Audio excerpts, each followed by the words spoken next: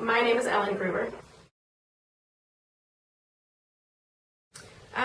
This story is actually, I'm telling it as a witness. It happened to my little brother, and it started when he was 9 years old, and it's still continuing. He's now a freshman in high school. The worst part of it did happen in middle school. My little brother is a homosexual, and he has been forever, and our family supports him, loves him, cherishes him just as he is. We grew up in a very liberal household that respects people and raises them up as opposed to breaking them down. It is not so much that way in public elementary and middle schools. When Keith was in elementary schools, when it started, when he started expressing himself for who he is, he sings and dances and acts and quilts. Actually, he's a great quilt maker. And he relates more to adults than he does to kids or peers his own age. So Keith would, he would try to make friends, but people, even at a young age, would notice that he was different and treat him differently. And so he would, of course, go and relate to the teachers and the adults at his school, and then be bullied more by the children because he had no peer friends. If elementary school wasn't hard enough, in middle school, it's when the physical violence started. He tried to be himself in middle school. He tried to join choir and theater and, express his talents, but he ended up just getting bullied more. He hadn't even come out yet to tell us that he was a homosexual. We knew as his family. But the kids at school were relentless in their bullying. They would call him a faggot and gay, and they would push him down at recess, and they would write God hates you on his textbooks, and they would just really bully him more than any of us ever expected it would be that bad. In all of middle school, he had one friend, I think. There were many birthday parties that we threw for him, bowling birthday parties, Chuck E. Cheese, and we invited the people in his class. Like in elementary and middle school, you invite the people in your class, and most of the time no one would show up. So it would be my whole family and my brother, and we would make it the best that we could, but there's no hiding the fact that he did not have friends. In middle school, he was in a show choir called Encore, and it was a 25-person group. He didn't have any friends, and he's a very talented singer, so the director supported him because he is extremely talented, but the other kids did not.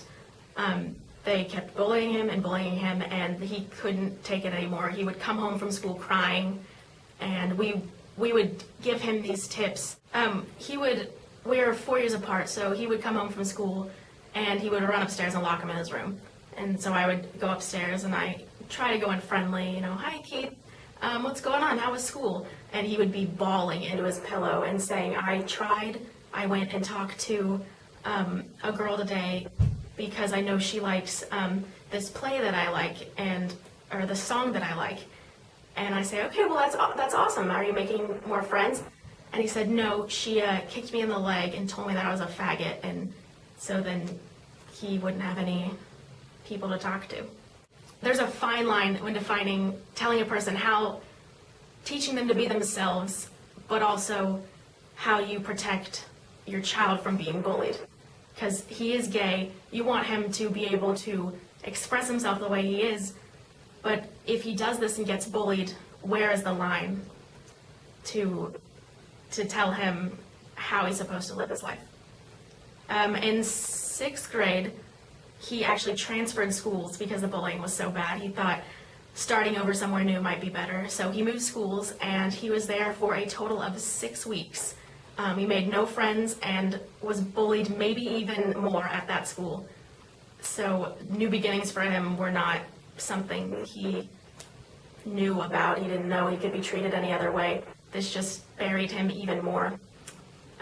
So that he didn't like that school, so then he moved back to the other middle school where he just sucked it up and finished the 8th grade. Luckily, he graduated the 8th grade with a few good friends, or we hope they're good friends, and now he started high school, and things are looking better for him, but you never know. And he is expressing himself. He is just flamboyant as possible, and he loves life and people and talking. And they're starting, from what we can tell, they are supporting him more and letting him be himself.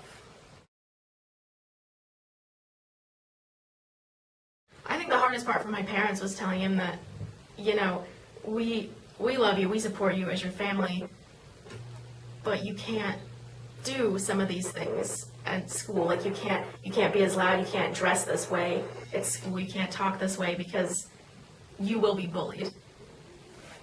But on the other side of that, that's keeping him from being who he is, which is not the greatest parenting technique, but what can you do? And I think that he just, as he got older, people started respecting him more. He just made the right group of friends.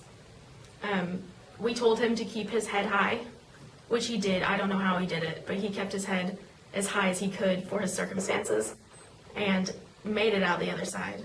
You can't stop being who you are, because that is not the way. You can't hide yourself, and people will love you. All things pass with time.